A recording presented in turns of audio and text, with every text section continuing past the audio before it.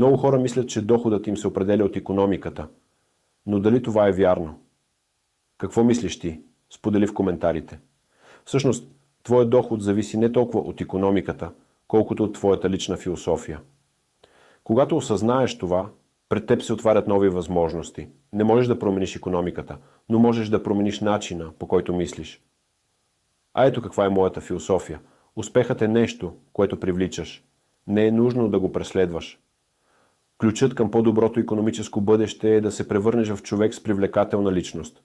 Това означава да имаш знания, умения и способността да се справяш с различни хора и ситуации. Тези качества могат да бъдат усвоени от всеки, с малко желание, практика и постоянство. Запомни, не можеш да промениш сезоните, но можеш да промениш себе си. Последвай нагоре и напред, за да получаваш още от същото съдържание всеки ден.